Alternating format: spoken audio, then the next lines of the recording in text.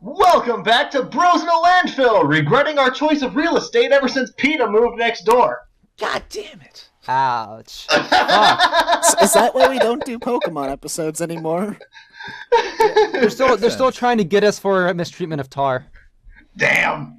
Speaking of Tar, our resident animal is right here. His name's the Ash Raichu. He's a Pokemon, but does that make him an animal?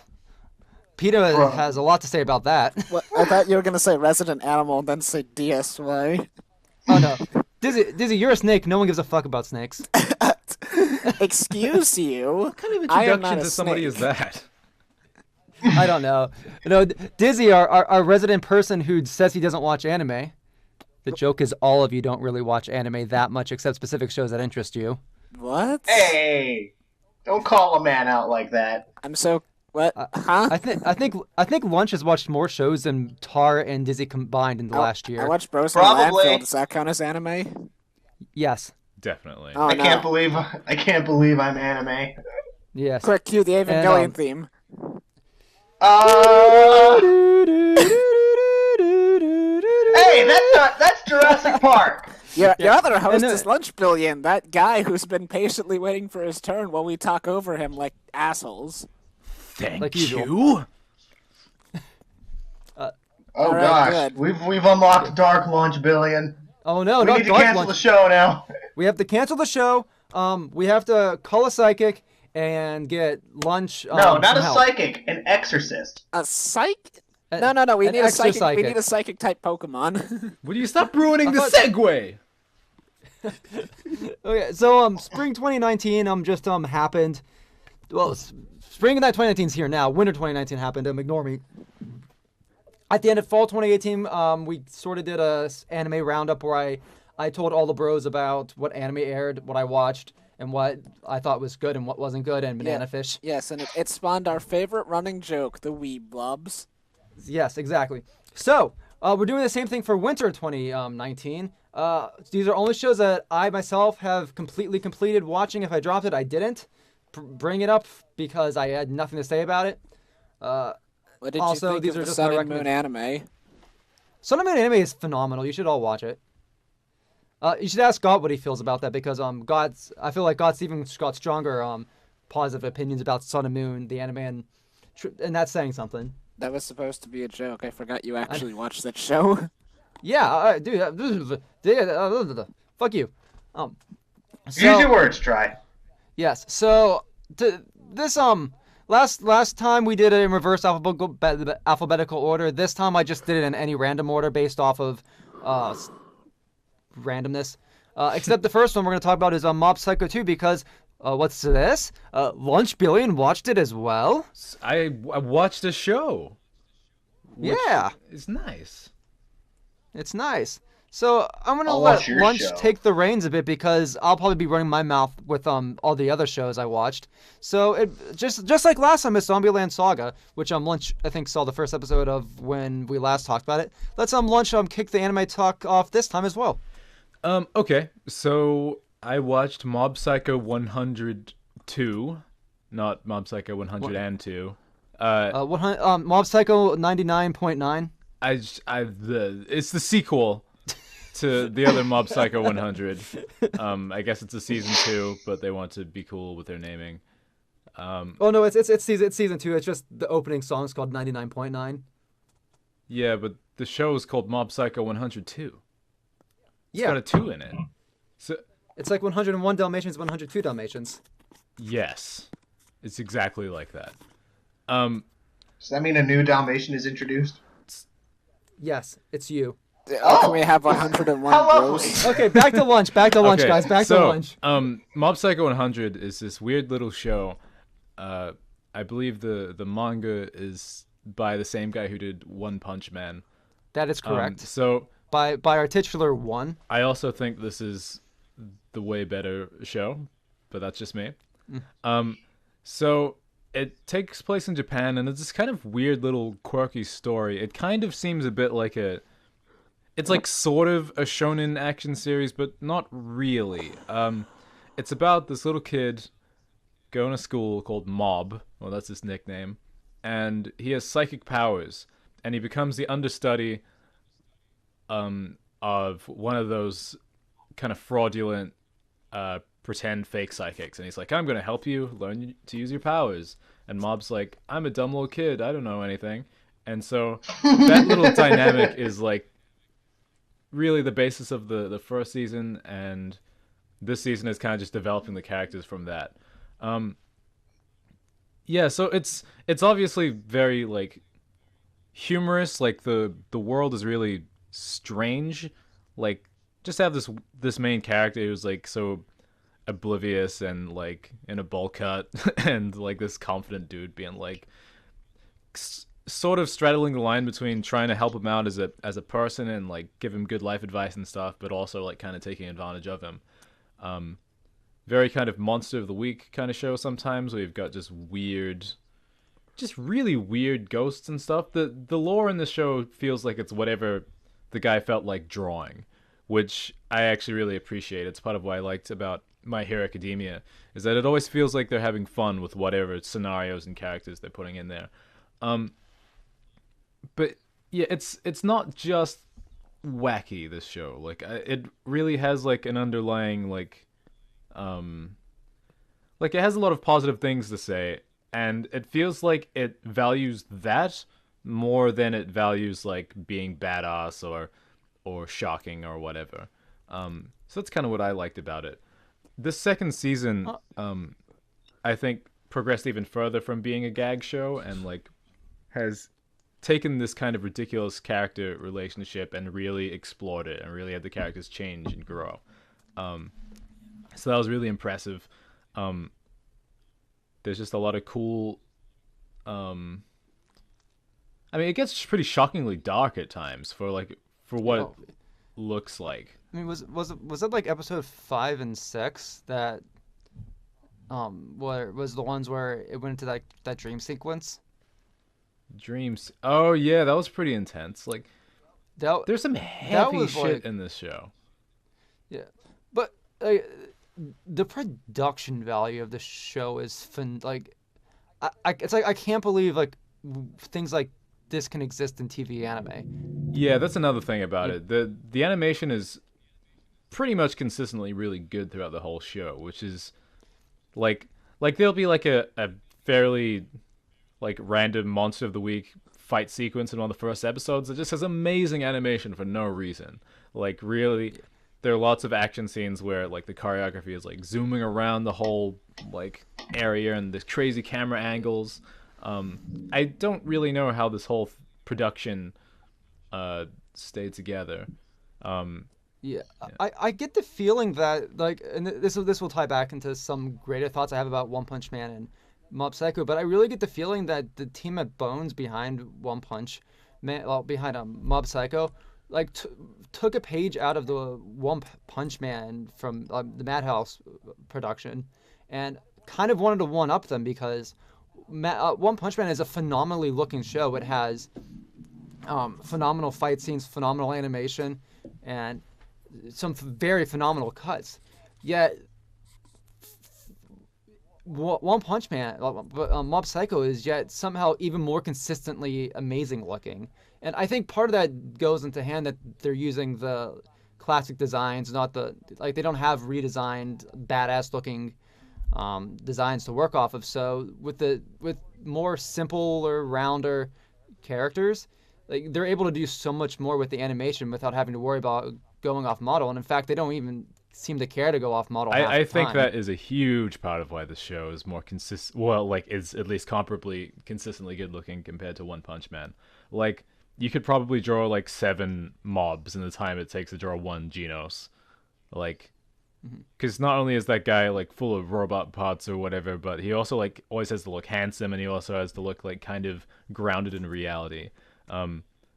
These characters have softer designs, and because of the tone of the show, like it's a lot less ridiculous to like draw them in crazy expressions and stuff. So yeah, that's probably why it's easy. Part of why the choreography is so cool as well, because add in all the like the psychic and paranormal stuff going on, and you have a lot of like wispy amorphous designs, and they're really able to play with that psychological like presentation where One Punch Man doesn't really have that element to it. So there's more they can use with the entire screen rather than just a character that's on the ground or floating in the air, punching and whatnot. There's a lot more breadth of creativity to use for the production. I want to use that as an opportunity to segue, if you don't mind, into the fact that I think this show's world is way better than One Punch Man's. I don't want to just only compare the show to One Punch Man, but like One Punch Man is okay. You go. Let me put it this way.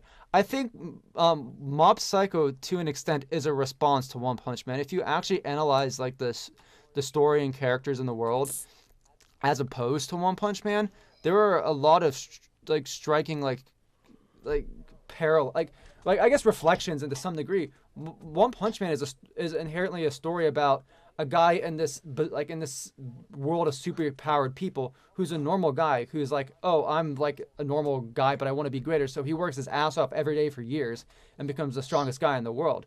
Where in Mob Psycho, he lives in a pretty average world, but yet he's born basically the strongest being in existence from birth. And where One Punch Man, Saitama's character struggles that he's worked his way all the way to the top and now there's no one left below him.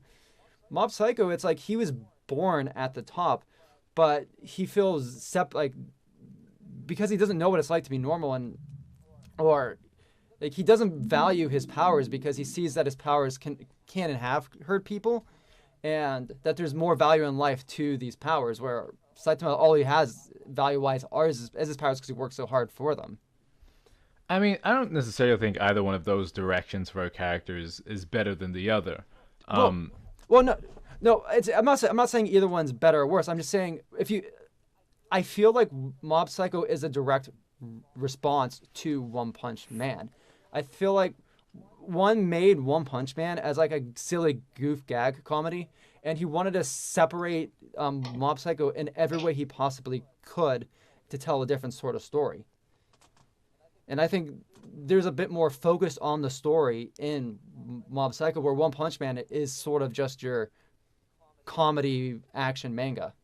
Yeah, well, I mean, the fact that there's more of a focus on, I guess, the vulnerability and human. I think Saitama trained for his powers. I thought he was just like born with it. No, but he does like it. No, well, it's implied that there's another factor that gave him his powers, but it was like he worked harder than anybody, and then something like snapped, or some other being like recognized him for his all his hard work and gave him those powers. But he did ridiculous workout routines, like human destroying workout routines. But nothing that would like but make I just you did 100 push-ups and sit-ups a day, and that was it. Yeah, it wasn't anything like some magical being has bestowed this power upon you. It's like he just, we know.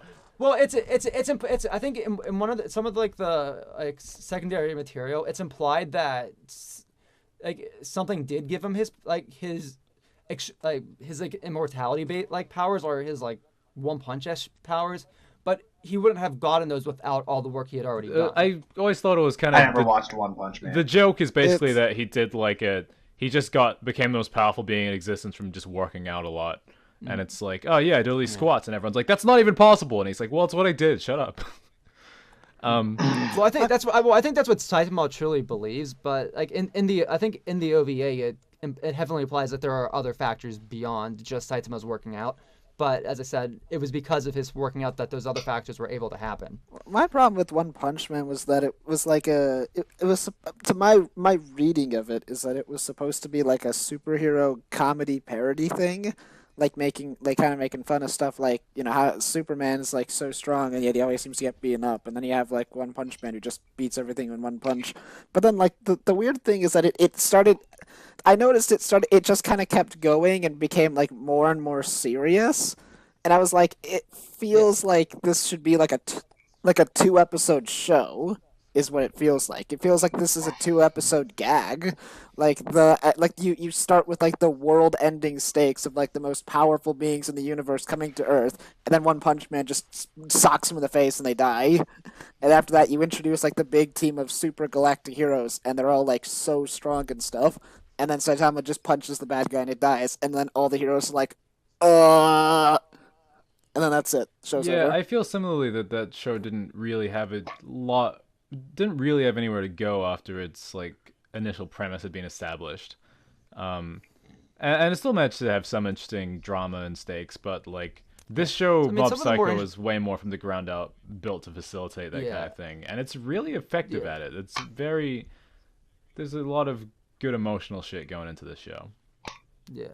I can't recommend Mob Psycho enough.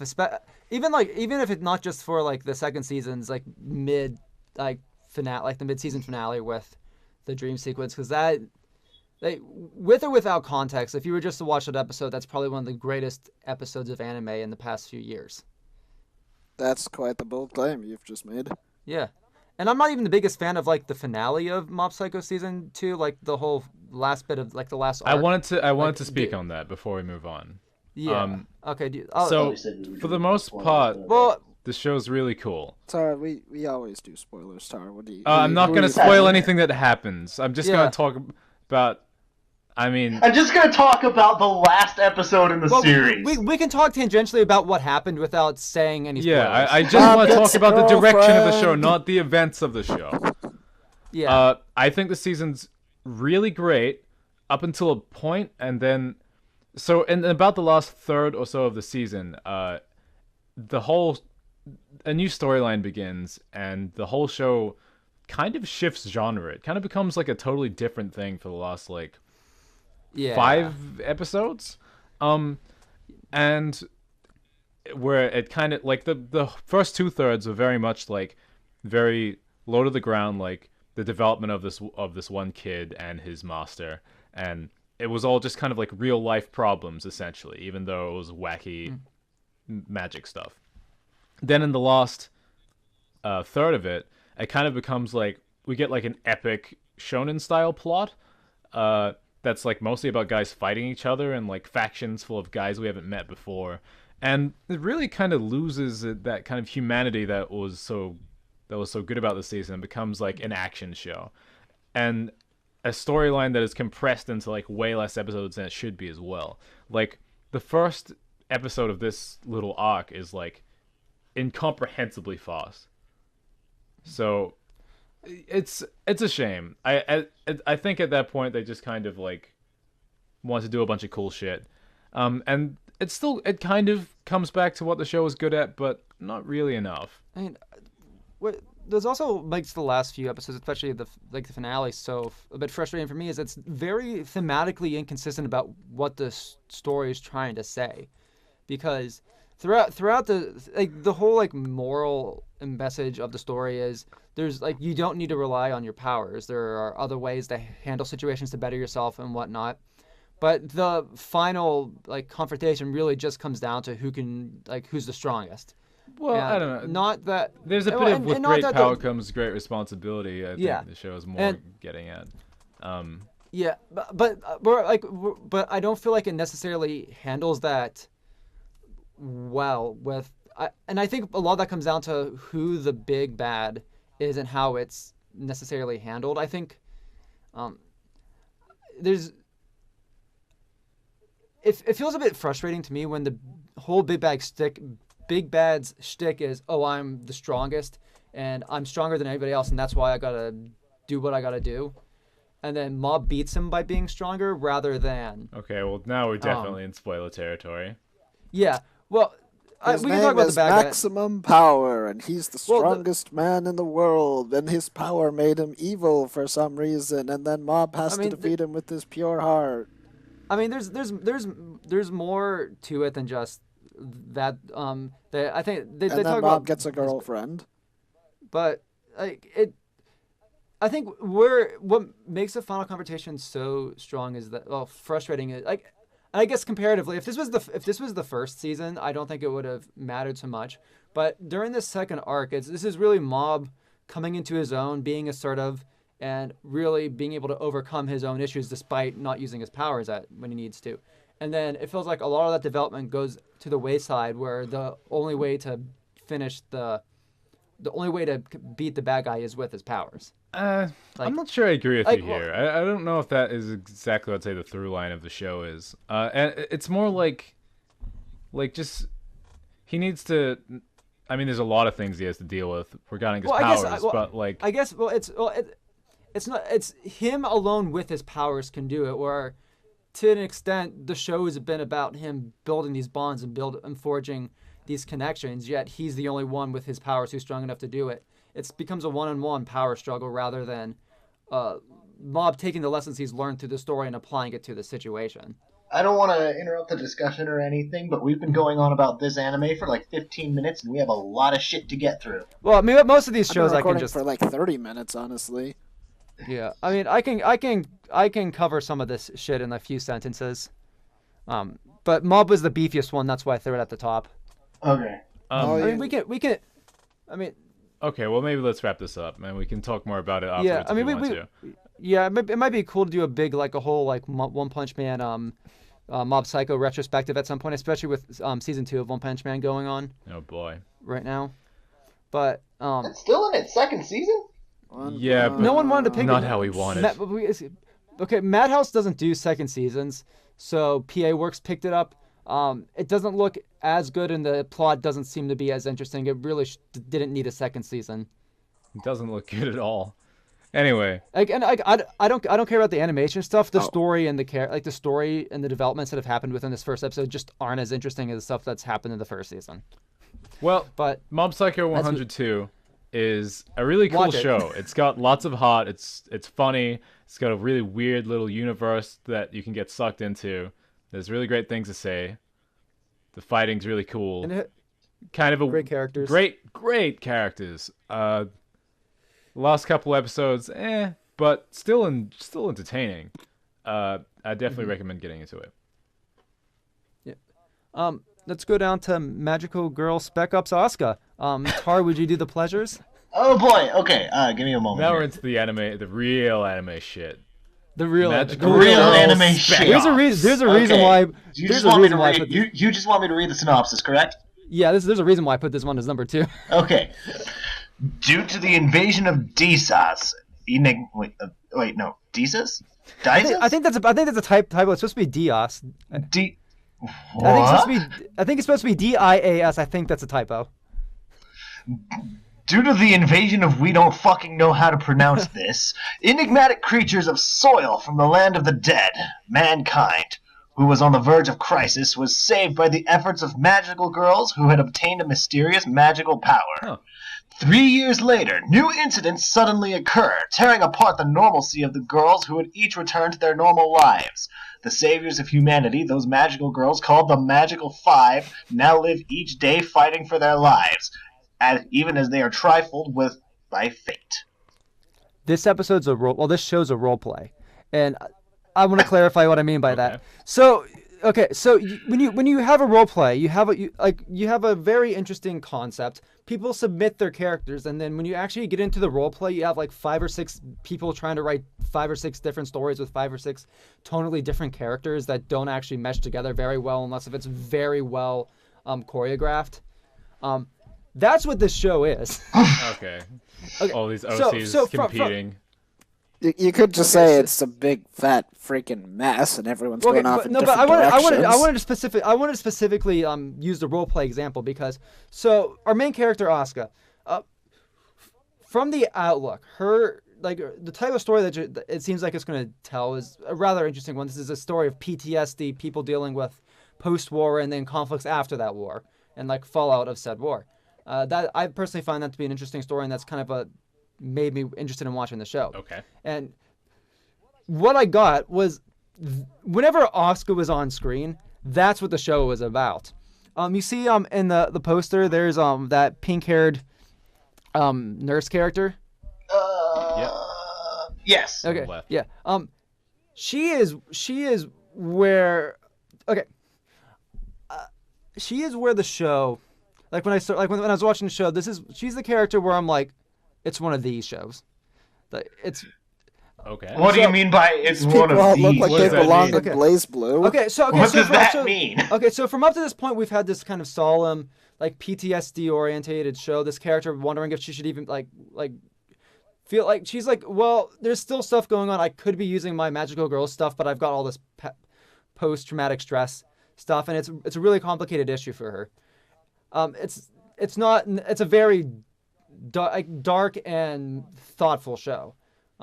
Still like edgy and goofy still, but the nurse is a lesbian yandere weirdo who is in love with Asuka and will literally do anything and murder anybody for her. What the shit? And she's got the bit. I mean, I know that's what a yandere is, but yandere nurse, what the shit? Okay. In order, like she tortures people, like for the government. She will torture captured magical girls, like because like the other side gets some like magical girls, to fight for them. When they beat them and capture them, she tortures them, using like drugs and whatnot to fuck with their heads. She looks like such a cutie though. Yeah, she is. She's like a puppy. She takes the yandere yandere has stereo. to have the traditionally good-looking. She was committing like war crimes and shit. You serious? Yeah, and then. My confusion is, you say she'll kill anyone for this Asuka character, who is also coupled with this post-traumatic stress disorder stuff. Like, I think she would ask her to stay the hell away from her.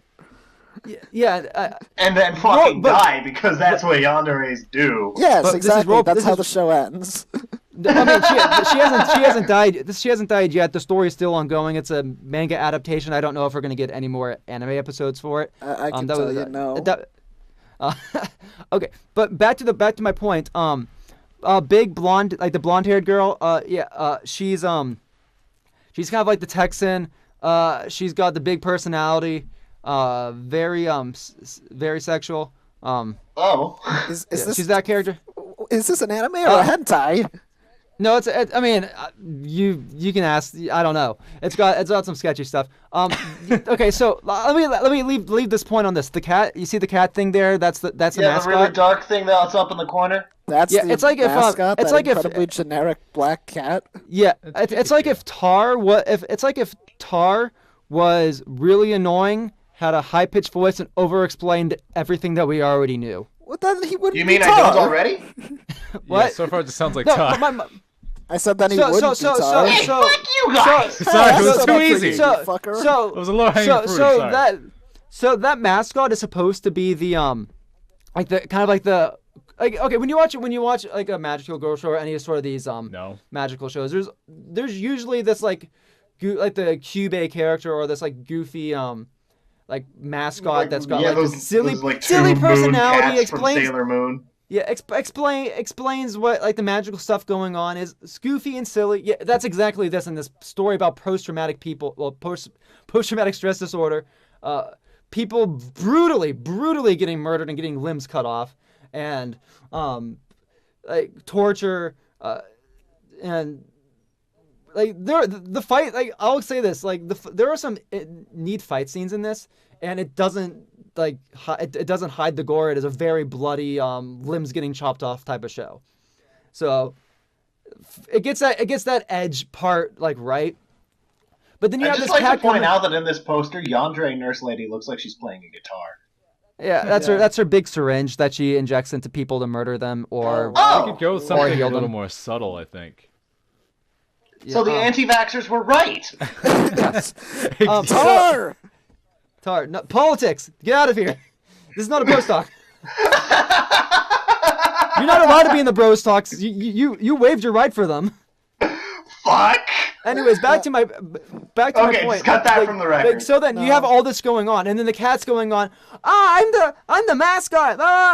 Magic stuff. This magic weapon does this. Can I just say that cat sounds looks just like the cat from Kiki's Delivery Service? That's what it looks like, but that mix was like Pikachu.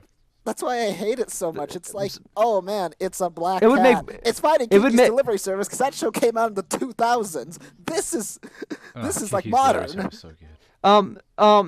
Kiki's the cat from Kiki's Delivery Service would make more sense in the show than that thing does. At least the cat in Kiki's Delivery Service. Yeah, it sounds really tonally bizarre because like you've got all this horrible. Yeah, no, but that's what I mean. Like it feels like hi, I'm here to tell you about that horrible murder you just watched. And it's like, give me it's like Doji. It's like it is like every character is written by a different person. Do you know who Goto Doji is? No. He's from Shin Megami Tensei. Which Shigame Tensei? Never mind. If you don't know, I'll tell you later. Okay. I probably do. I just Back don't on remember topic. Japanese DS names. way out. Whoosh. Yeah. So it feels like every character is written by a different person, and that's what I mean by it feels like a forum roleplay. So like it's not like a cohesive cast. It's just. I'll have you know that forum roleplays are my favorite form of storytelling media. I'll have you know that forum I feel like roleplays at least Tarmac don't is- have horrible yandere nurses that kill people with syringes and commit war crimes while talking about how much they want to I'll bang give it- the main but- character. But I'll give it this. The show is sort of a spectacle. Okay, yeah. The character designs in show don't look that nice. It's got a really weird jank art style. It's not always the best animated. When the limbs go flying, it looks great. But that's about it. But I'll give this the show has a They really, hit the the show has a important really bases. yeah, the show has a really good soundtrack though. It's got like your kind of like electronica dubsteppy sort of stuff that you don't normally hear in anime. So if you're in for like a spectacle, like a complete clusterfuck mess, and you want a good time, like this show's a fun watch if you're going in with the right mindset. Just don't expect a good story. I find it Like- really weird, this whole like, I get what they're going for, this whole, or at least I think I do, this juxtaposition of, like, magical girls saving the world and brutal wartime massacring. I guess that's, like, the whole, that's the whole pitch of, like, what if we took this cutesy thing and made it super dark and intense and Well, I mean, this is- adult. Didn't I mean- Nanoha do that? Do exactly that, but better?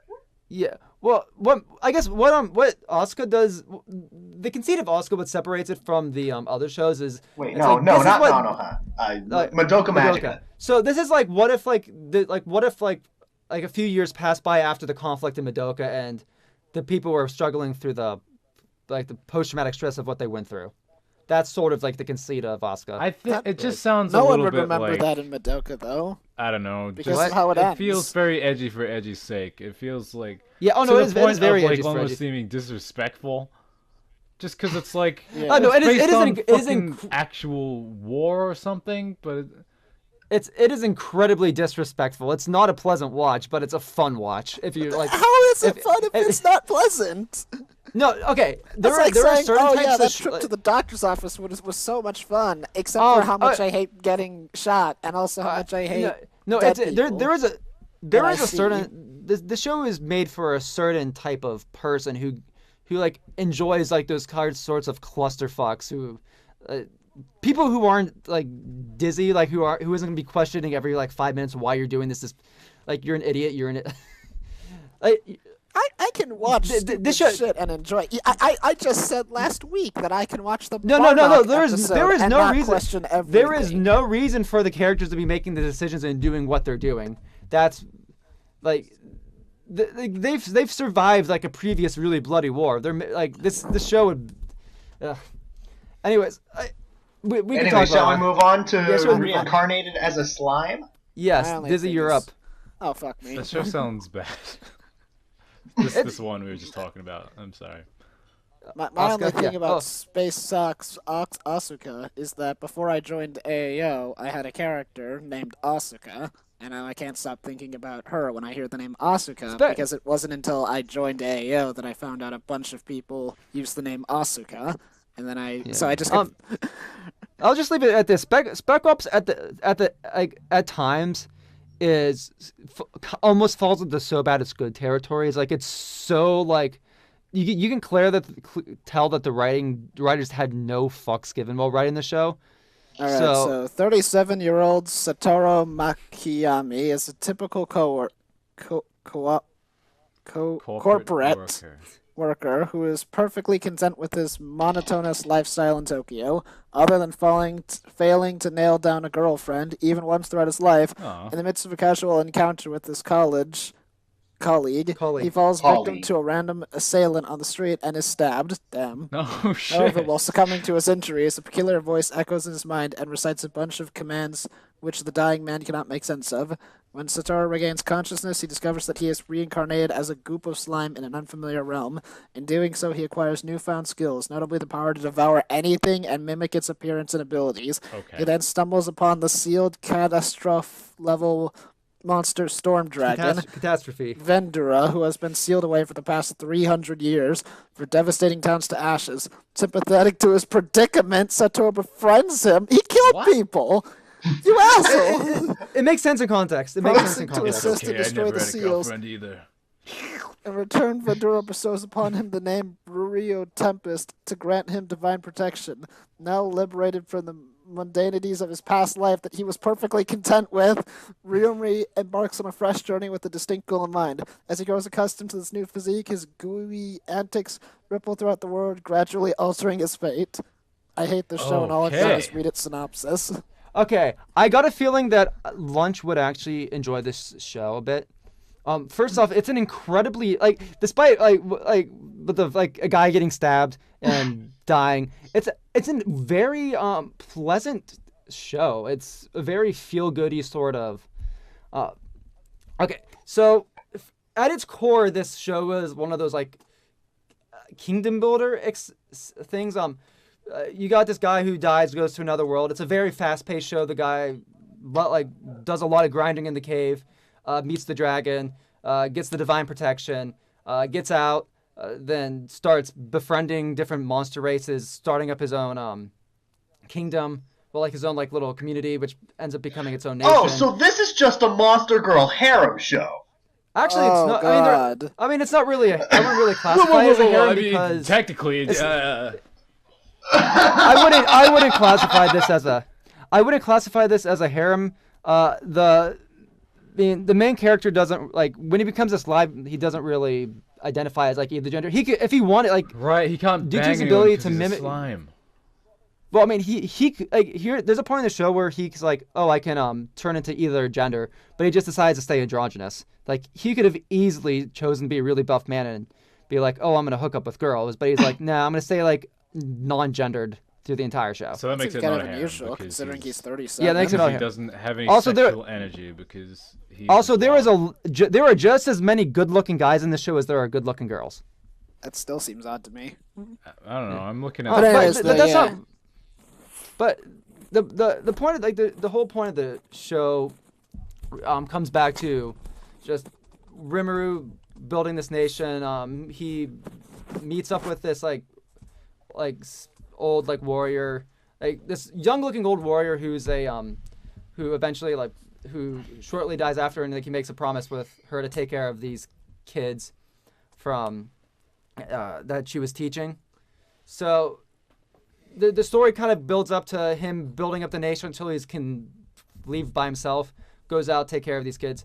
And that's kind of what the first two cores, this first season's all about. And when I say it's really fast, I mean most arcs are done within 2 to 3 episodes. It's very much building up to some big thing that's going to be happening. Hopefully second season. Hopefully, I hope. Apparently, light novel readers and the manga readers are like, yeah, there's something that's going to climax to all this.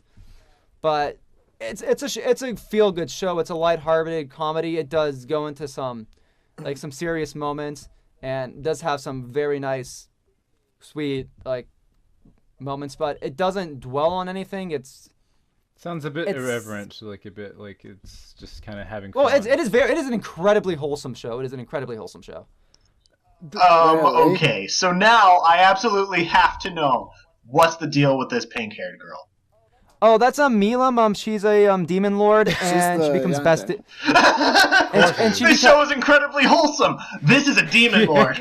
Tyler, this is anime. If you have pink hair, you can't be a normal person anymore. Before it was a surprising twist. Oh, I was well aware that she was going to be significant. Wholesome. Well, Milam's a really is an incredibly powerful Genki demon who is who becomes best friends with Rimuru, and Rimuru is like, yeah, let's be best friends. So I'm not on your bad side because you will literally destroy me if I'm not your best friend. No. How many times are we gonna have the ridiculous, silly little girl demon lord? It was surprising the first time, but it's not anymore. I mean, well, or at the very least, I have do a comments to Maharo make, story. but not on cast. Partially, what's interesting about Slime is because of its pace and its rapidly growing cast. When someone's story's over, it's over. It's never. You're never they become a background character to an extent. Milam has a few episodes where she's important.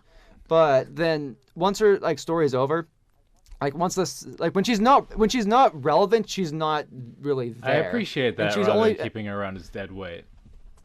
Yeah, like they'll show up as like background characters and like or like they'll be referenced or mentioned, but like. And that's kind of like the whole like conceit, like the whole like first like maybe like 15 episodes is like Rimuru like getting to know these different monster races, resolving their conflicts. There's this one monster race that gets I guess the orcs become like this because of another demon lord, or I don't know if it was a demon lord or just some really powerful thing. Made the demon made the leader of the orcs a giant monster that was eating everything. So like the orcs went to war with every other race, and then all the races had to team up. As orcs tend to do.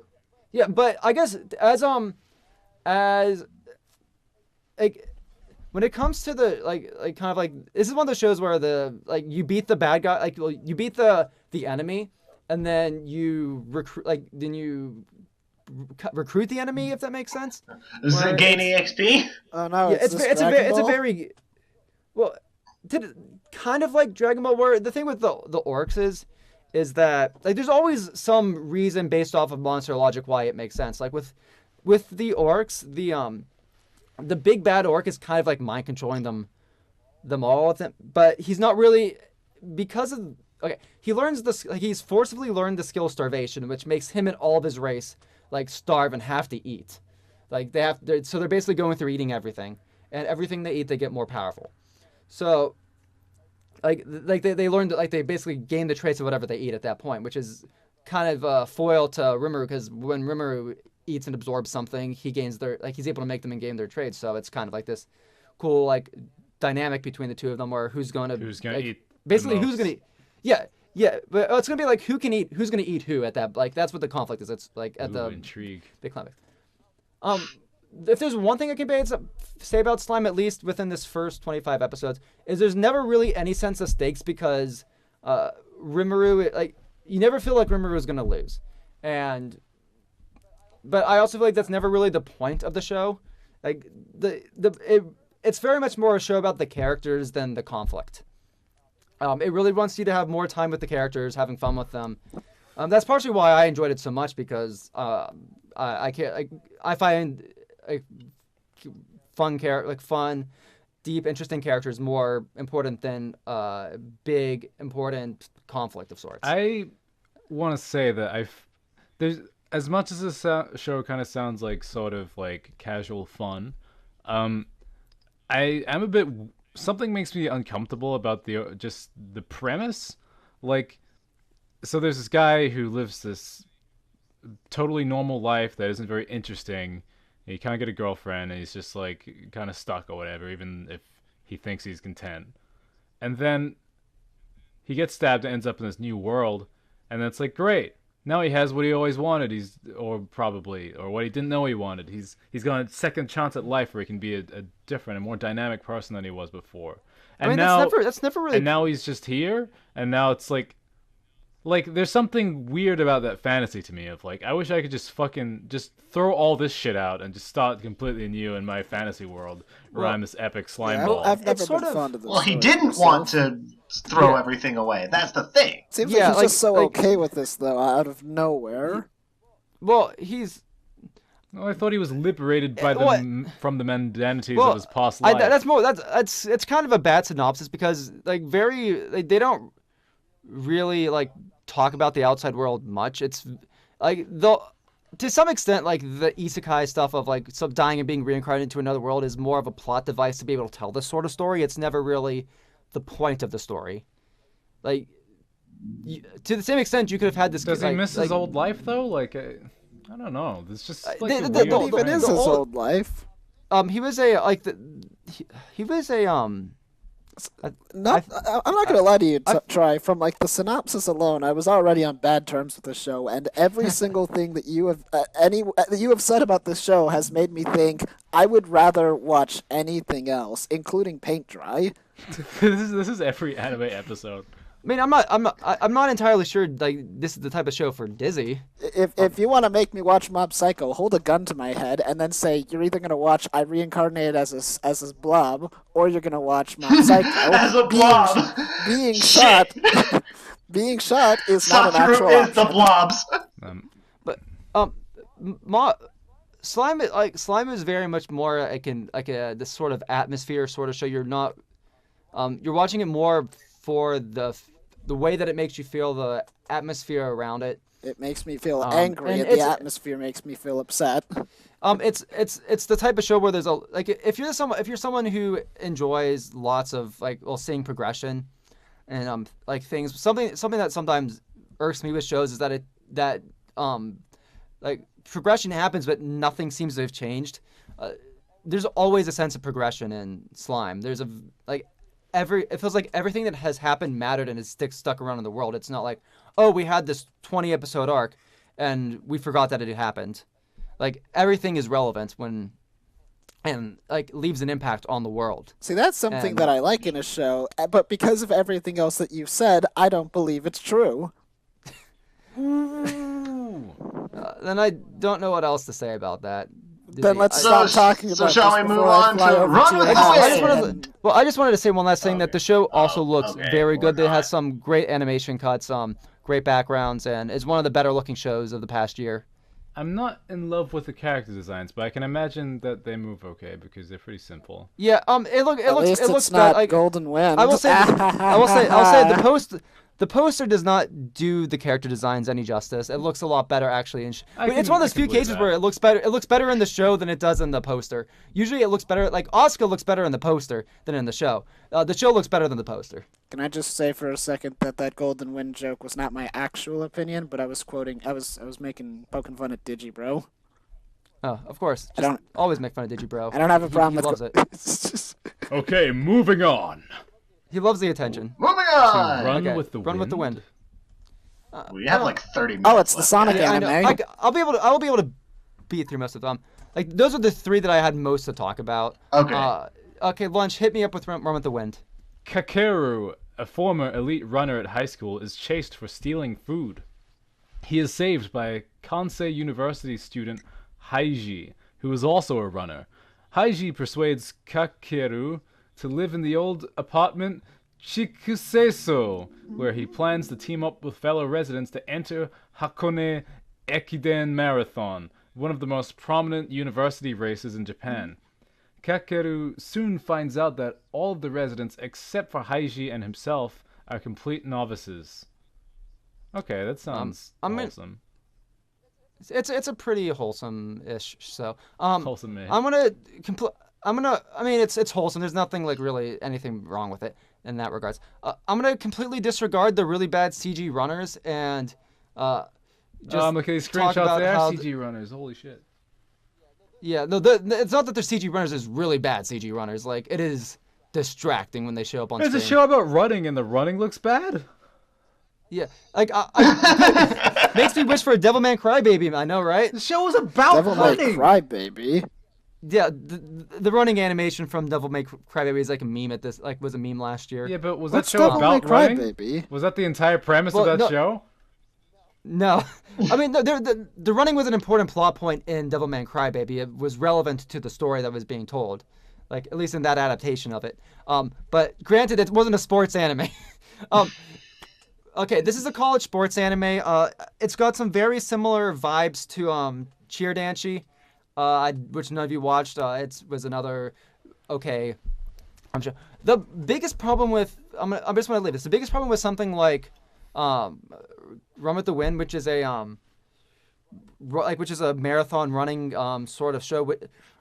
The most, as someone who likes sports animes, the most important, interesting and important thing with sports shows is how the characters interact and bounce off each other, and the stories that are told within the sport itself. That I'm going to be talking about Captain Tsubasa later, but Captain Tsubasa is a great example of how you have little mini stories within a sport itself, within a game. Running is an incredibly individualistic sport, and whenever you're whenever you have someone running, you're left with them, especially in long distance running, and like in sprint running, like when you have a lot of people in similar distances, you can have a bit of interaction, but when you're doing long distance running, it's the character thinking from themselves and reflecting. It's a very reflection orientated show. And this is the most true at when they've reached the Hakone Ekiden, where they've had sort of like throughout the show they've had some character, like they've had their character arcs. You have a cast of 10 people, which is a lot of people to have individual character arcs with each. And then for like the last 4 episodes, you have it's literally just people running and like thinking to themselves about, can I do this? Can I do this? Thinking about their struggles and whatnot. And there are some very hype moments during parts of the race. There are some interesting characters. It's just not incredibly consistent. Not everybody's as interesting as ever, and it's incredibly like it feels like the show should have been like 5 episodes. And it's 23. Like, yeah, it's a very dry watch. Yeah, the only audience I could say I could recommend this to would maybe be like the Fujoshi crowd, who is in it for like the good looking guys and don't really care too much about the story itself. Yikes. But Yikes, and that's about it. Run with the Wind isn't an incredibly deep story because they haven't since they're juggling so many characters. I was gonna say, like, this anime sounds kind of bland. Yeah, they're juggling so many characters individually that they don't have time to get into the depths of any of the characters' stories. It's very superficial. That sucks. So even in 23 episodes, which is too long, they still don't have enough time to cover all these characters. Maybe they just should have realized that like a show doesn't need to have 10 main characters. Like, yeah. There's only a couple characters that have like really satisfying arcs. One of which is the highly unbelievable like otaku, who's like he doesn't want to do anything. Like he doesn't want to do anything about this race, but he kind of gets forced into it because it's either because I won't talk about some of the more problematic stuff about like the plot because okay. So essentially, like one of the main guys is like, I want to run into Hakone Ekiden, so I'm basically gonna get a bunch of guys to stay at this stay at this dorm, and then once they're already there, be like, yo, this is I bet you guys didn't know this, but this is the running club dorm, like the track team dorm or whatever. They're a non-consensual run team. So he's like, you either have to join the club or you have to leave the dorm. That's extortion. So after they're already there and settled in for quite some time, he's like, yo, if you want to stay here, you have to run. Wow. You suck. And this is especially true in like the otaku manga, the guy who loves reading manga. Which is kind of like sort of a fan service character. His like they call him Prince. So at the beginning of the show, he is god awful at running. His times are awful, and like his character arc is like becoming useful for the team. And at the end of the show, surprise, surprise, he's actually able to finish his length of the run, despite it not being a great time for his team. And your question, why would you even have this guy on your team if you probably could find somebody better? But yeah, I question many things. Well, okay, I would at least say that looking at this anime, it is very refreshing to see something that looks very grounded. Like the character designs are like they have very just human bodies. They're like their heads on oversized. They're just wearing normal clothes. The character designs, especially a few of them, are literally just free. Like the swimming shell. Like some of these character designs are just literally free. So, it's like I kind of get what they were going for, like a very grounded, realistic. Like here's a show about some guys trying to run and join the race, but sounds like it's too long and doesn't like, and also the running looks terrible.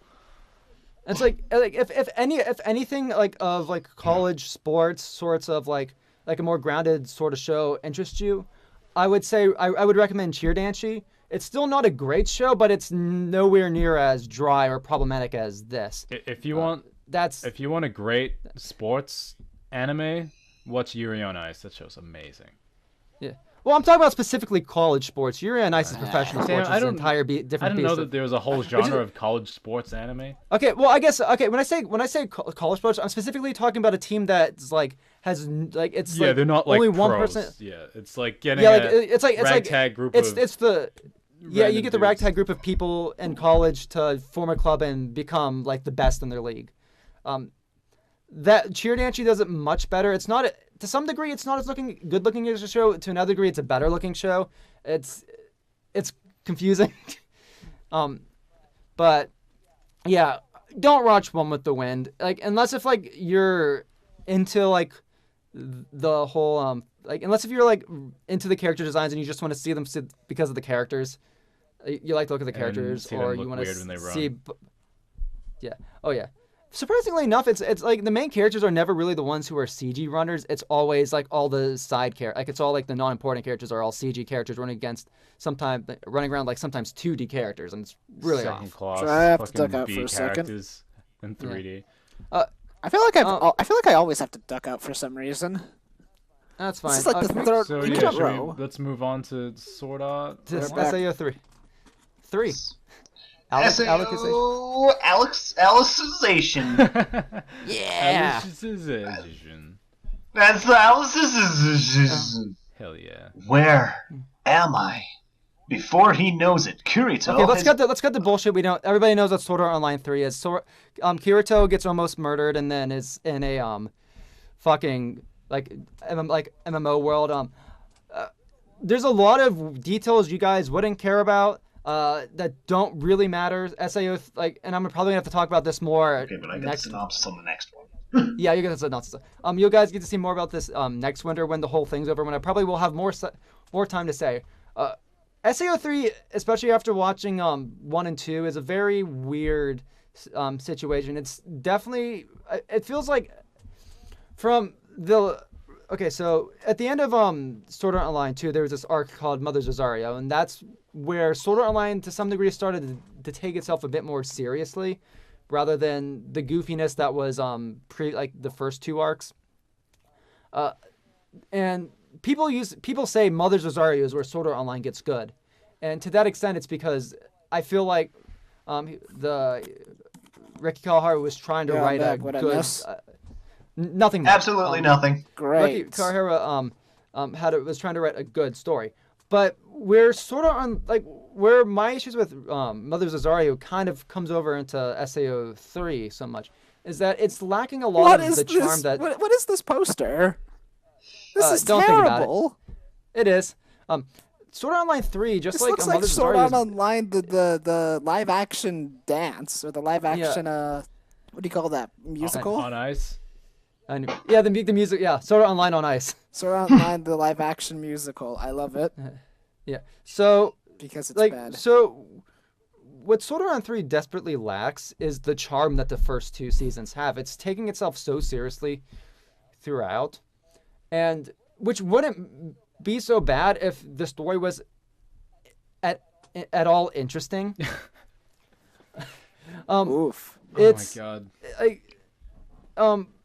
the only shining light to this show is I'd say Yujo is I quite liked Yujo at the start. I don't like what they've done with this character on the back half, but I quite liked Yujo at the start. The show has to some degree the show is more problematic than some of the stuff in the first season of Sword Art Online, because again, the first season of Sword Art Online, I'm watching a show where I'm like, okay, this guy just doesn't know what he's doing and he's writing some fantasy that he's had in his head, and it's I'm not expecting it to be good. Sword Art Online 3 is taking itself so seriously. It's like it feels like I'm gonna write a good story this time. I'm gonna write a good story. People hate Sword Art Online, the first few arcs of Sword Art Online, but I'm gonna write a good story this time. And when you look at some of the choices they've made, the choices made for the story, especially when it goes from the first the first arc to the second arc of it, I've just got no words. I mean, I don't know if you guys heard the controversy with some of the stuff going on in the midpoint of the season. Is it controversy? Yeah, it was some controversial stuff, like rapey stuff. Ooh. Come on. Where, like, well, Come on, okay, anime. Every single okay. anime. Well, so it was Reki Kawahara doing what he did during the fairy dance arc of Sword Art Online, where it's like, oh, I know what I'm gonna do. I'm gonna make the bad guys even more dislikable. Like, I'm gonna take the easy route and making the bad guys hateable by making them also rapists. Well, That doesn't make the bad guys hateable. That makes the writer hateable. Yeah, and where I think he was trying to go with like this one, but it also makes it a lot worse, is that in this VR world that Kirito's in, there's like a set of rules that people are compelled not to break, which granted like are made like I could go into a whole nother story about why it's stupid, but it's not these aren't rules by design. These are rules that were created in the VR world that enforce everybody in the VR world. But so like you can't murder, you can't steal, you can't do certain very specific things that would go against the government. Yes. But one of the things that you can do in that rule set is rape somebody. okay. So I see Sword Art Online 3, and I start thinking, oh boy, are we gonna have another death gun? And now I'm hearing about this, and I'm just like, so the conflict in the conflict in the first core of SAO 3 is that the rules are bullshit. There are certain so for example, like Kirito and Yujo, like they essentially like attack and kill the rapists, and they're the ones who get punished because they went against the established rules. Because killing and attacking noblemen are not allowed. So the whole conflict and conceit of the first core is that the rules are broken, and there are some rules that are meant to be broken. So, like, for example, it's okay to murder if someone's raping another person and you're caught them in the act. So if you're saving someone's life from a rapist. what? You see how probably you see where This show is like a political satire. I wish it was. This sounds like someone was trying to make stabs at governments and societies, but then they decided to make it like really heavy-handed to the point where your point is kind of lost, and I'm just looking at you like you're a crazy person.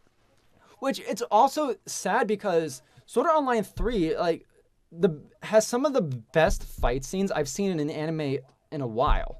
Like especially during the Alicization Rising arc in the second half, there were some phenomenal fight scenes and phenomenal choreography and phenomenal animation. And it's like I want to recommend parts of the show just so people can see those fight scenes, but also with knowing that there's that horrific like scene that was they censored it in like the Crunchyroll and Western like release of it. Like I don't know how much they showed because I saw the censored version, but right. It's like I'm not against things like sexual assault in media if there's a point to it and it's done right, but if we're and the way it was used in Sword Art Online comes off as it feels like it was used because this is the worst thing that you could possibly do, not because we're going to actually explore what this does to people. Yeah, it seems a bit tasteless. They're being fridged. If you're gonna have something like that in your story, it should you should do something with it, or treat it with a little more like authenticity rather than just having it as a shock value event. It's like there are many things that like he could have done that are terrible crimes that you could say, oh, the government doesn't. Like even if it was torture, it could have just been straight up like just regular torture, and like you could say like the nobles can do it because they can order and command the younger people.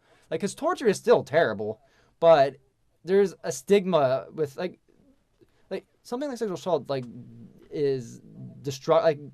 destroy a person internally and externally.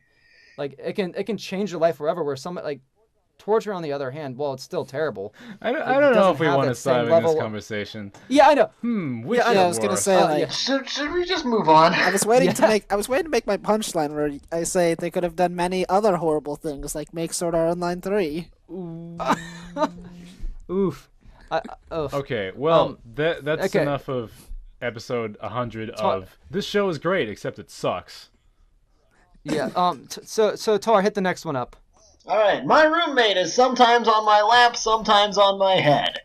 Novelist Subaru Mikazuki, who is shy and not good with other people, and Haru, the cat who's been living a severe stray life.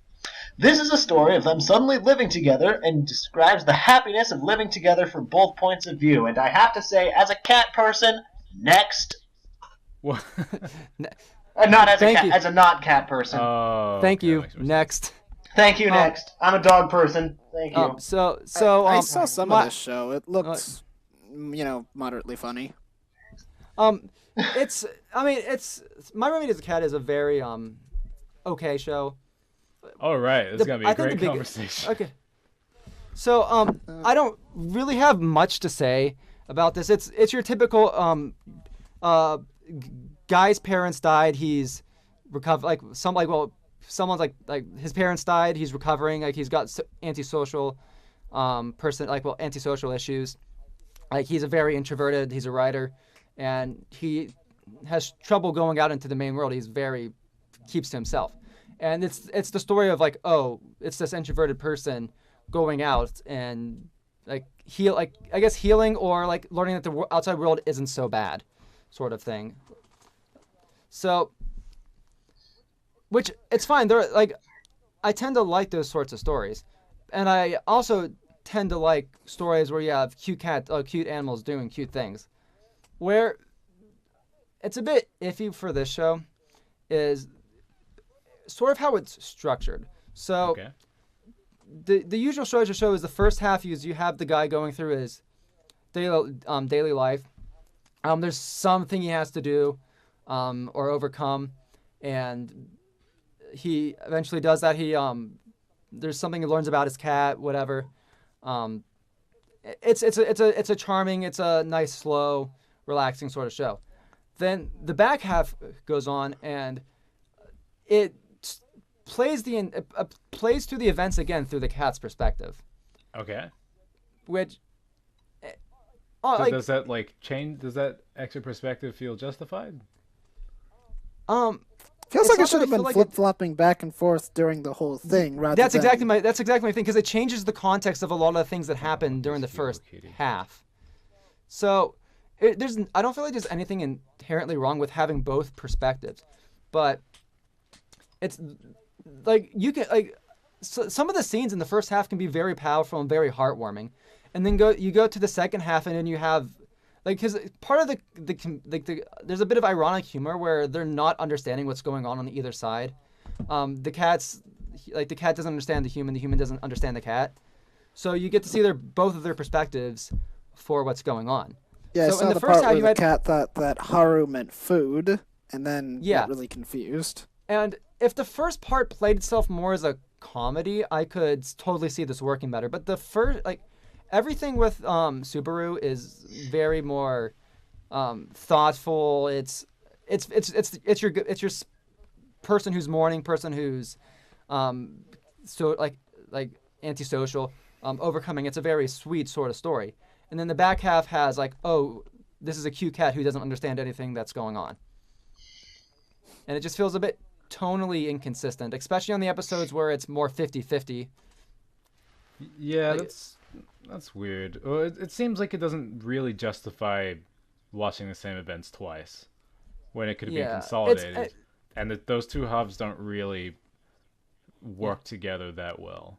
It's like individually they're two they're two fine shows, they're fine watches by themselves, but together as I said, the cat stuff, the way that the cat stuff recontextualizes some of the first stuff, like the first season, the first course stuff, because part of his healing is through the cat. So he'll be interpreting these things from the cat and you think, oh, this is what the cat's trying to tell me or whatever, and then go to the second half and and the cat's just like, I want food, or I don't really understand what's going on, but okay. So it kind of takes away some of the drama that from your first interpretation of the scene, because the cat wasn't actually, I don't know. Again, too, I still think this would have worked better if you had like the human stuff being really serious and the cat stuff kind of juxtaposing that by being silly. So you have a bit of like lividity. Yeah, well, because it wouldn't be as much tonal whiplash in that case.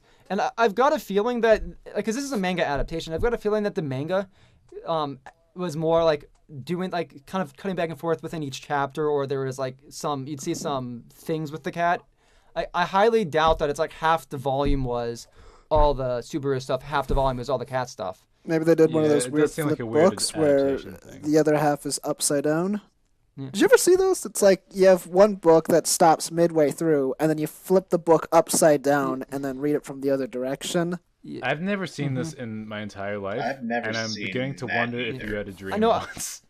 No, don't worry. I've seen those. I've seen those, Dizzy. It was real. I've seen those, Dizzy. Don't worry. So I'll just leave Should it. we move on? No. Okay, let me just like leave it at this. My Roommate is a Cat is worth watching. There are definitely scenes in it that are worth watching. Just go into it knowing that it's going to be a bit tonally weird and some things are going to be recontextualized.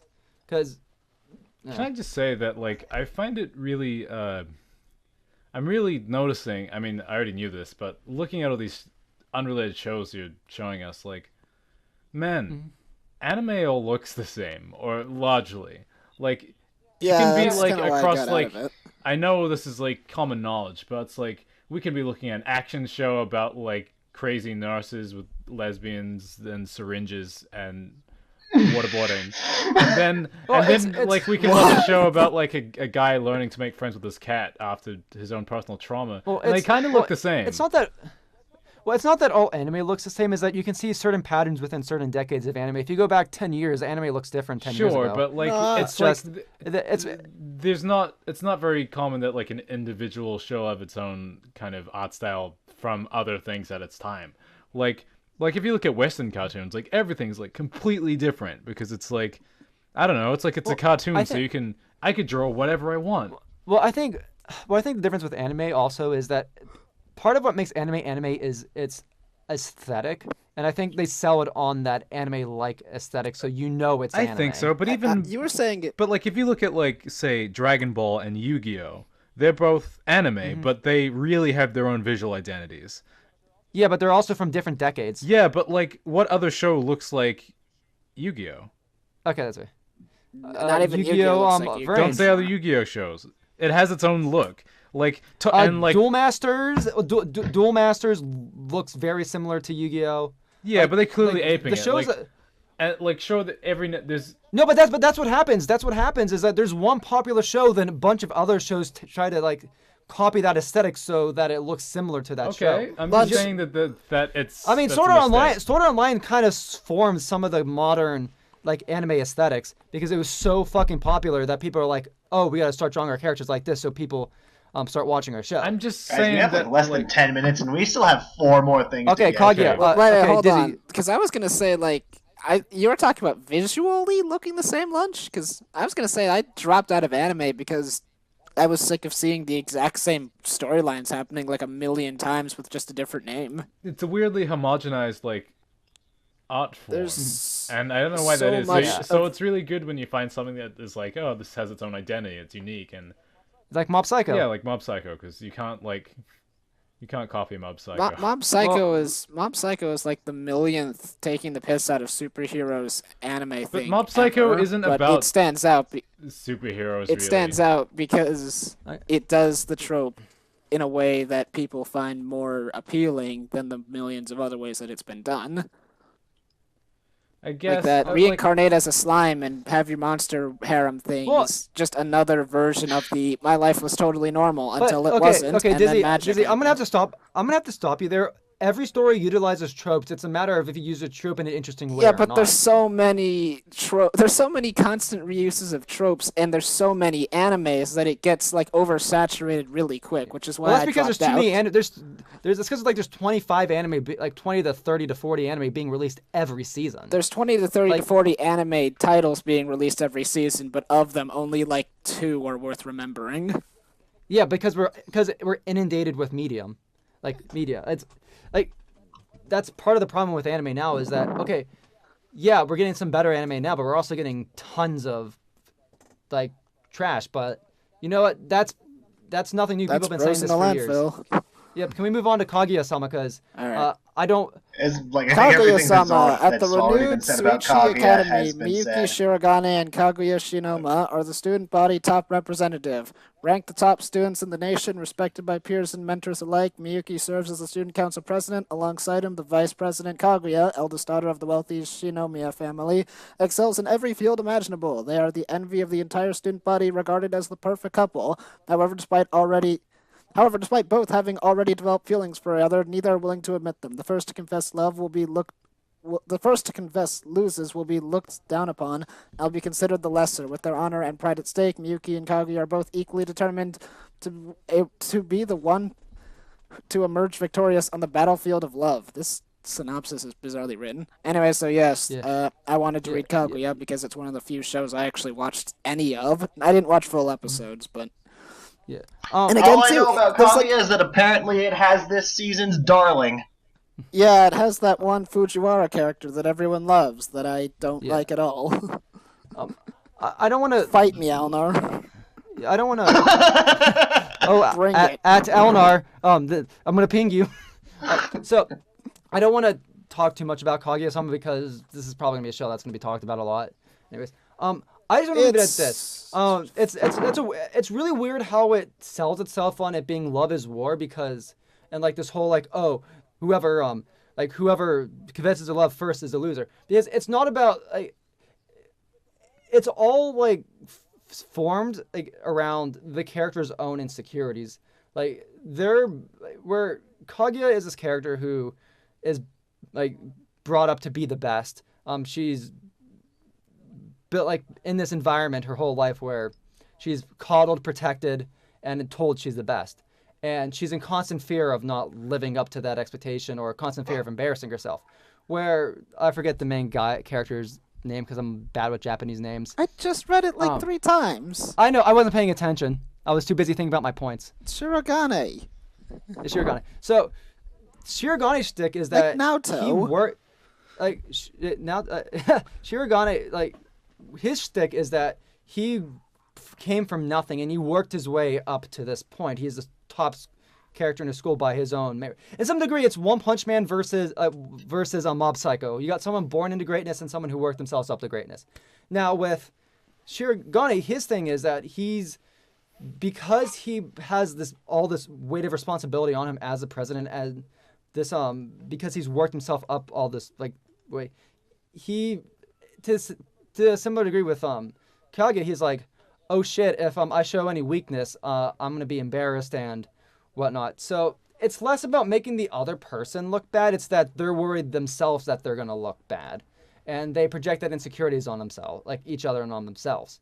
So that's where the interesting dynamics come to play in the story, which aren't necessarily present within the first 2 episodes that much.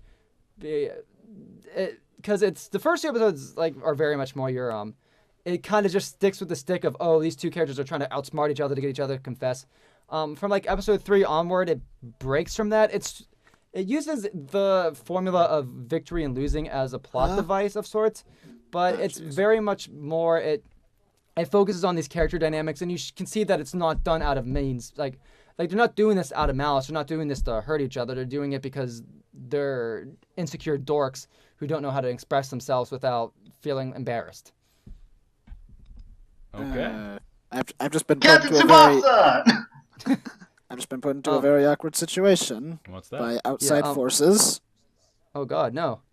Yeah. Let's just hammer through these. Captain Tsubasa. we just moving on to the next thing already. Okay. Yeah, We're out of time. There's no man. time! yeah. Well, that's why I put these ones at the end. Captain Tsubasa, classic, famous sports anime, sort of defined a lot of the genre. Done by David Production. Like I went into it thinking, okay, these character designs are jank. It's a phenomenal looking show. It has great drama. Some of the best openings of 2018, like both musically and visually. There's a certain shot in the first opening that I can't watch enough. Like If there's something you can say about David Production is that they usually make some of the best openings. You can see that with JoJo. This feels like this was like Captain Tsubasa feels like it was made with the same like philosophy that went behind the JoJo adaptation. So if you want to see a sports show, if you want to see JoJo but sports, Captain Tsubasa is your. It looks pretty your old. game. It's like the art style does look a bit more old school. It doesn't look super modern, which I can appreciate. I actually appreciate how they stay faithful to the old art style. It's very like. I'm looking at the teaser and I'm seeing like even the hairstyles are like they're typical anime hairstyles, but typical older anime hairstyles, and like the feature placement on their faces and stuff. Also, if you think JoJo is hype, Captain Tsubasa is like hype as fuck. There are like some of those each soccer match somehow despite you knowing that like Tsubasa is the best player in the league, it manages to stay hype. And one of the biggest strengths about the show is also personally also one of my weaknesses. What makes Captain Tsubasa interesting, like Tsubasa as a character interesting, is that he loves sports so much, and that he loves his team and he wants to help his team win so much that he's willing to put his body at risk in these. Isn't this elementary school? Yeah, elementary school and middle school. So throughout the course of the show, Tsubasa I don't care what it takes. Tsubasa sustains serious injuries, and to one extent, yes, the show does glorify playing sports to the point that your body's falling apart. To the other extent, it also serves as a way to nerf Tsubasa. Usually when you're watching these sports, like these sorts of either sports or shonen action, like shonen sorts of shows, you see these characters constantly getting stronger, and stronger. Where in Captain Tsubasa's case, he's kind of already the best player in the league at the start. And you watch all these other players get better, while Tsubasa is continually getting worse because of his injuries. He's constantly having to push himself harder and nearly lose matches because of his injuries. Damn, he needs to he's not take able a break. Why is he still going to the matches? But the ball is his friend, Lunch. The ball is his friend. Okay. But yeah, no. I get it's it's his drive. It's his Japanese work ethic. Yeah, but his parents need to take him out of the league and be like, "We're putting you in a cast. Sit down. Watch the Angry Beavers. You're a child." As I was saying earlier with Lunch. As I was saying, don't you know that they blend up beavers and put them into water supplies? Damn, son. What the fuck are you talking about? I missed it, but damn, son. That was a Vine Sauce meme. Yeah. So as I was saying earlier, on the Wind, what makes sports shows really interesting is the interplay between the characters and the interdynamics between teammates and opposing teams. What makes Captain Tsubasa so special is that there is every team has an ace player of sorts and ace players, and there's this interplay dynamic with Tsubasa and Tsubasa's teammates. There's always a story being told with every match. There's not a single moment being wasted on, oh, this is just a sports match, or, oh, who's going to win. There are many times during Captain Tsubasa where you're not sure if you want Tsubasa to win. And that I find that special in a sports show, because a lot of the time it's oh, you want your team to win, you know they're going to win. They're the Yugi Moto of their sport. Let's just watch them win and whatnot. Sometimes you're like, Tsubasa, do I really want you to win? It seems like this other person deserves to win more than you do half the time. Well, I like that. I like a bit of a struggle between two characters where both of them... Well, I mean, that's kind of why actual sports are interesting to watch. Yeah. Well, I think Captain Tsubasa really gets what makes sports interesting to watch. You have all these these well-known great players with these stories that informed why they're great, and you're never really sad. You're never really sad if one team Well, I guess you're always sad when someone loses, because if Tsubasa loses, you're sad because of Tsubasa's motivations and his dreams have stopped at that point. But to the same extent, that's the same thing with the other player, and they never waste any time to they never skip out on humanizing the opponent. Well, it's kind of it's that's what makes sports interesting. And it's kind of like the I don't know, there's something very primal in competition. Like, like if you're watching a nature documentary and a lion's chasing a gazelle or some shit, you're like, I don't want the gazelle to get eaten, but I want the lion to eat. Like, it's kind of like a reality of our world that, for someone to get what they want, someone else probably loses something that they wanted just as bad. So it's kind of like engaging to watch that with 11-year-olds playing soccer, breaking their bodies. And the other like nice thing is like that I appreciate about the show is that between like because the show is like, I mean, the manga is like based off of many different arcs and Tsubasa's like life and football career, but the anime very much focuses on the elementary school and the middle school years of his life. And like when they're in elementary school, they're kids playing football. They're immature. They're thinking emotionally. They aren't acting rationally and whatnot. Like they're kids. They're kids. When they're in middle school, they seem to have a lot more respect for the game and their team, and there's a lot more like respect for each other. And you can see that these characters have matured through between elementary school and middle school, and it's just something I respect because I guess it's that sense of progression. It's like you're not watching the same thing happen over again, even though it's literally just another tournament you're watching. I appreciate that. Yeah.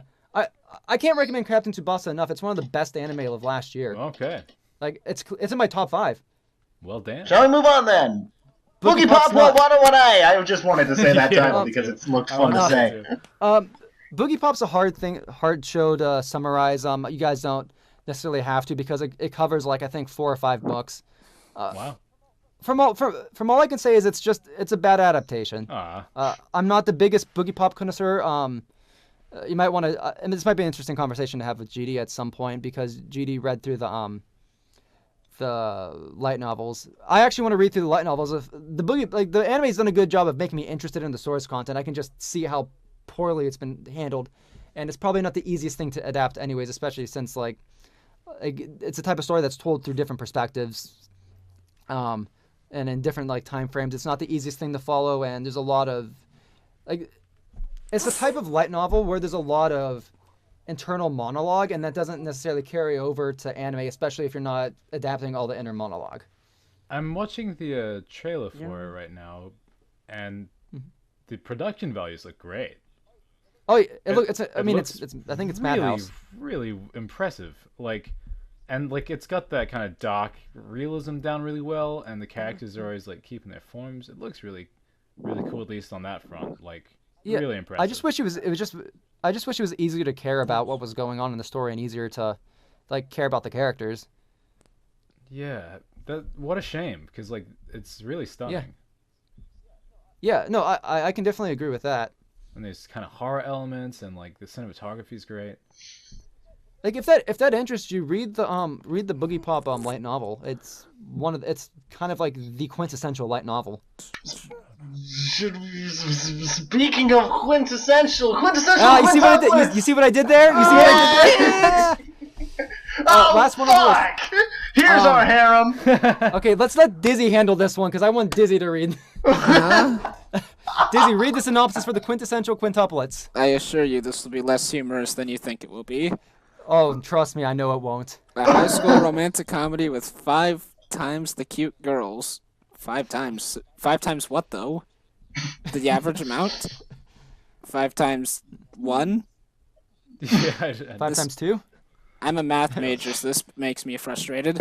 A high school boy must work part-time to help 5 sisters study so they can graduate, but the only thing these quintuplets have in common is that they all hate studying.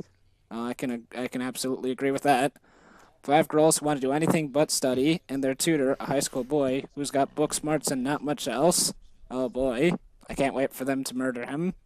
It's not studying. Futuru Usugi took the tutoring gig because he was desperate for cash, but when his students, the 5 beautiful daughters... Can we stop mentioning this? Do you get paid every time you say the word beautiful?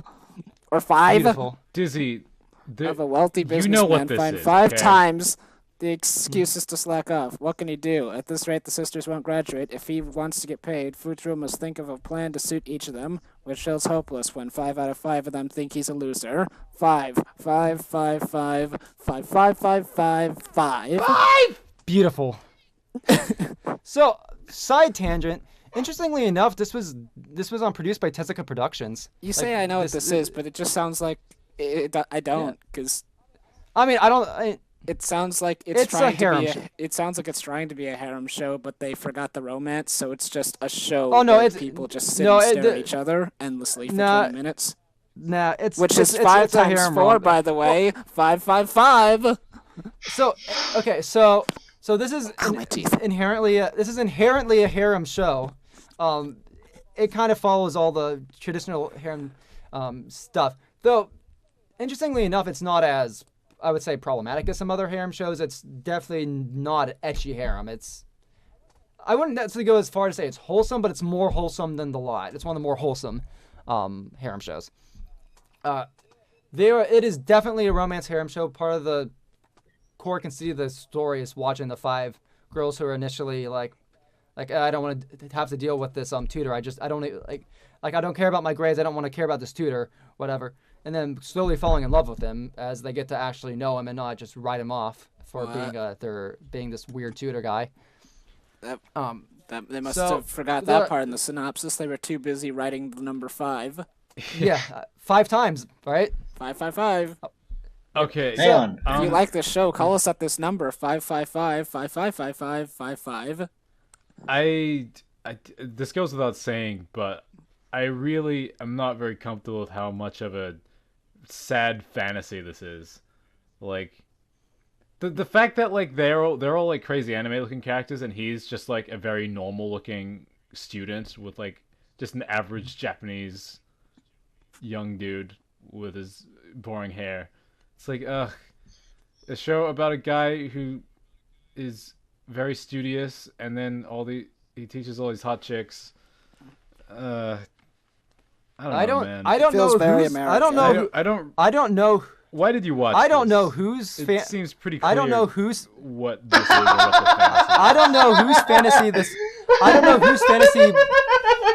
I don't know whose fantasy this is because like the girls, like most of the girls are pretty obnoxious, especially at the start. They want nothing to do with him. This guy is like so like broke because his father is like terrible at managing money, and he literally has to put up with them Oh no! for. What a horrible. So it's one of face. those. So like his like, and like he doesn't want to have to tutor them. They treat him terribly, especially at the start. He has to win them over because if they fail, he's gonna be fired, and his family's basically screwed because his father mismanages the money and like gambles and shit. So he's in an unwinnable situation. Like I mean, sure, It's but not- this is it's not- just a There tragic was a backstory solution. to justify It's called him The Hill. with these 5 beautiful girls. Like it's just like no, I mean- he doesn't want to be in this situation. It's and they don't even like him. It's like yeah, but it's But he's still. I mean, I can't- It's still harem. gonna I mean, end it's a up harem with them show. all wanting to. I mean, bang it's a him. harem. It's a harem show. It's made. Like this isn't made for you, Lunch. but like It's not. It like, doesn't sound like it's made for anybody. It sounds like it's really desperate. It sounds like It's it's, ma- it's made ma- for me.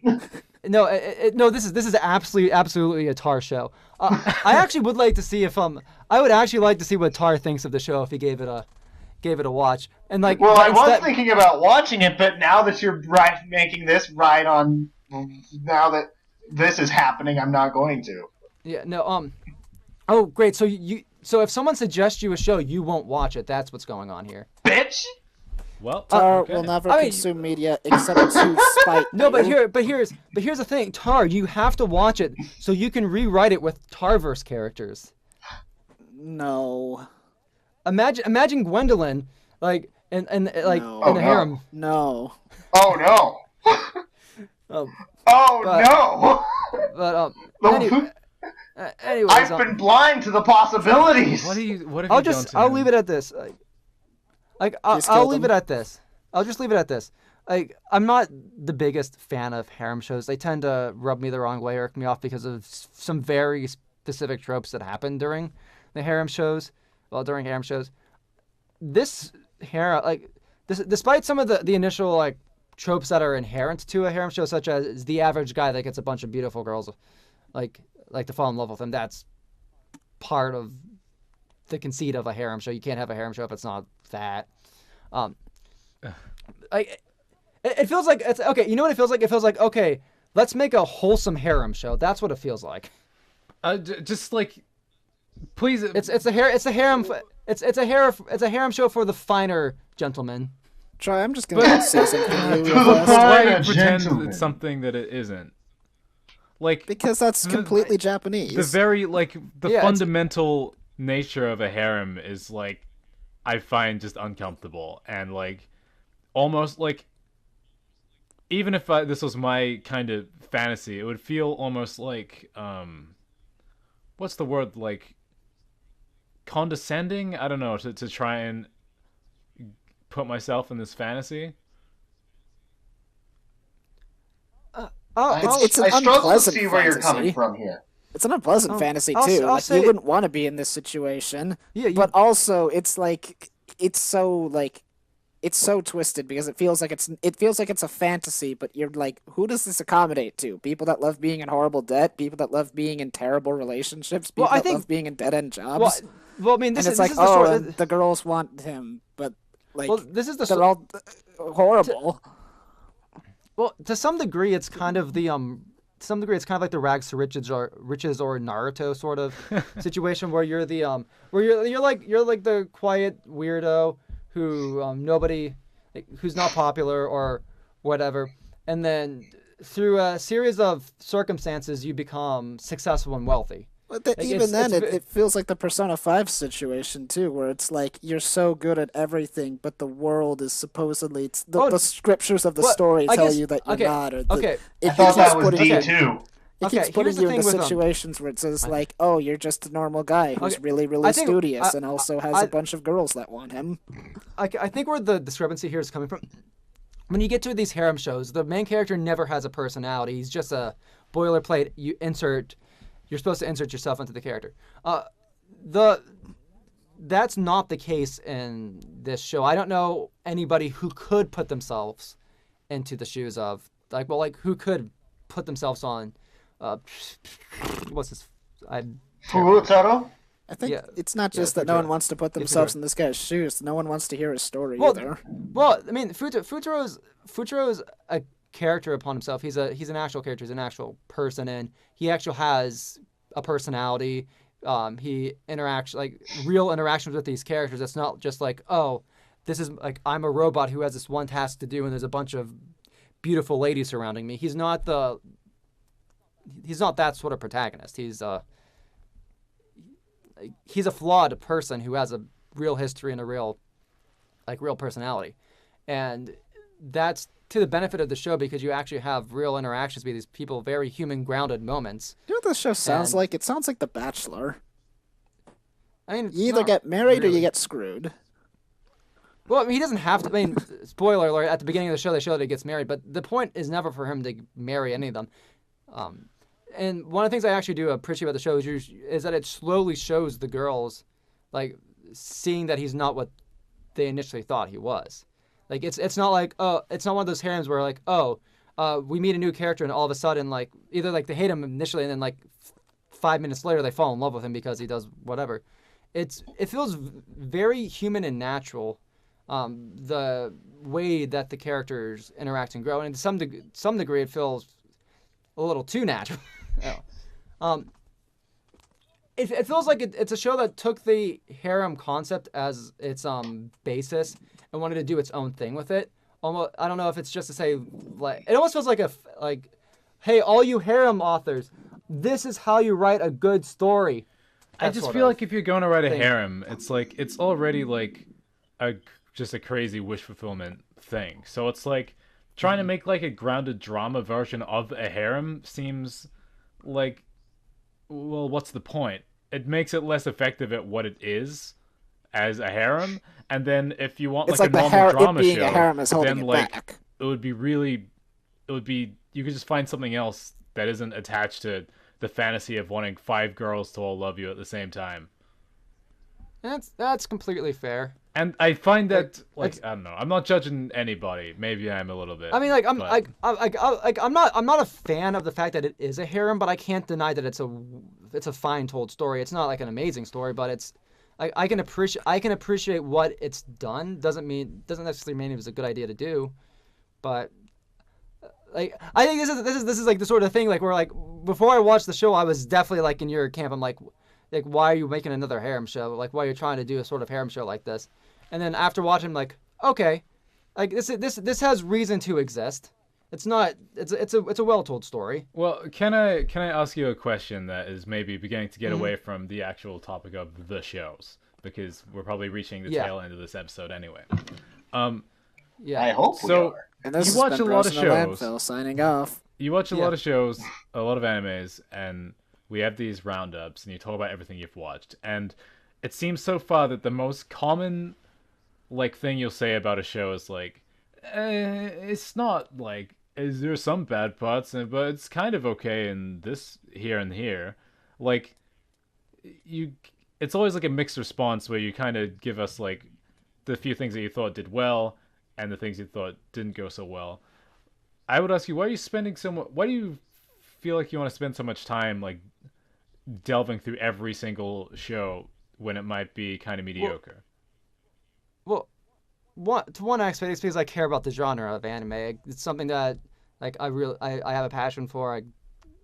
I get really both the aesthetic and the storytelling clicks with me, and like when there's a difference between watching something purely for enjoyment because you think something's cool or this interests you, then you just watch whatever watch or play whatever interests you. Like for example, like I'm not that passionate about games. There are certain game genres I'm into, but I'm not that passionate about games. I'm not going to go out of my way to play every single game.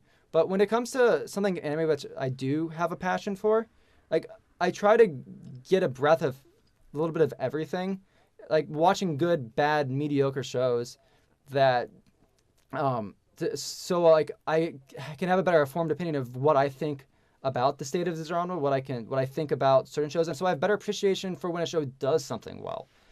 And as long as a show doesn't bore me, that's the most important thing. Like if a show bores me, I will drop it on this like on a dime. Like that's not something up for debate. But there is something inherent about the anime genre that does appeal to me, and that's probably because I grew up watching a lot of anime. And especially around middle school, it helped me through a lot of, like I watched it during a really dark period in my life, so I have an attachment to the genre. And so essentially, you're an enthusiast, and yeah, I'm an I'm gonna call myself a connoisseur, but I'm definitely an anime enthusiast.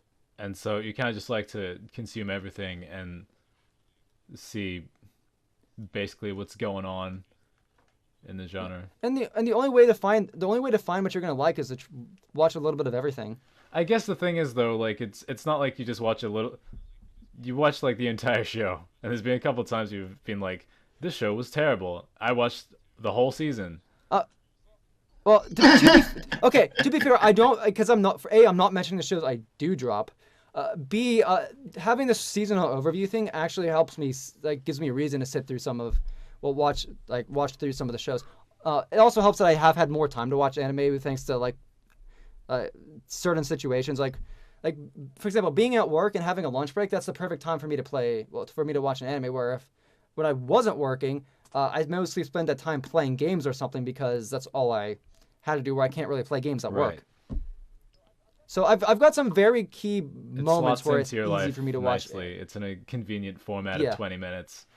Sure, and you've got this show here where you can talk about whatever you just consumed. Like, for example, like I couldn't have watched the quintessential quintuplets like all in one binge. This was something that like I was able to watch because it was weekly. I just like I understand like. I'm not really attacking you, and obviously you enjoy it. I mean, you're curious. But like, it's fun. Like, I've had kind of trouble consuming things on this kind of basis. Like I watched most of Dragon Ball Super because I'm a Dragon Ball enthusiast. But like, that show was like mediocre at best and bad at the worst. And it took me. It was like halfway through the Tournament of Power Arc where I was like, I actually have to get rid of this because even if it is week, just 20 minutes every week, this is fucking me up. And so I had to like let it go. I'm trying not to like, and I also like went and played through all these Sonic games because I was an enthusiast. I'm an enthusiast, and I wonder if that was a good idea because I feel like a lot of that time I could have been just experiencing new, better things. Well, I think when it comes back to each of these shows has something that pulls me back. Some of them not so much. Some of them I watch with my wife because there's some things she's interested in, and like there's some shows that we like to watch together. Yeah. So that's another category. But so something like Run with the Wind, I watched with my wife because that seemed like something that both interested us, and it fit into our schedule. So we watched through that. There were some characters in there that we were interested in. Like for example, like the Prince character, like the Otaka manga guy. His character arc was an interesting watch, and his victories were satisfying. It's just the rest of the show something with another person is its own beast for sure. Yeah. Where when you come down to something like quintessential quintuplets, like I thought I was gonna. That was something where I thought I was gonna drop it, but there were characters in it I genuinely liked and genuinely cared about, and I wanted to see where it was gonna go. That's sort of the number one thing. Where I think the only other show that I probably could have dropped was Boogie Pop, but with Boogie, I was just so curious about Boogie Pop, like. Especially because like they mishandled this first book so poorly, and there were some interesting things in the later book adaptations that did kind of pull me back, but it was not a good adaptation. SAO, I'm in it for the memes. I'm gonna watch all of SAO just for the memes. See, at this point. Like I'm with you for most of all this, but like. I feel like once you get to the point of watching a show completely ironically, and it's like several seasons long, you have you have no idea how much enjoyment I get out of watching Sword Art Online. You have no idea. Like you cut out for like all of that, Try. Okay. Yeah, you said just like we're cutting out here. This has been Bros in the Landfill signing off. Watch Mob Psycho 2. Fuck anime. Yeah.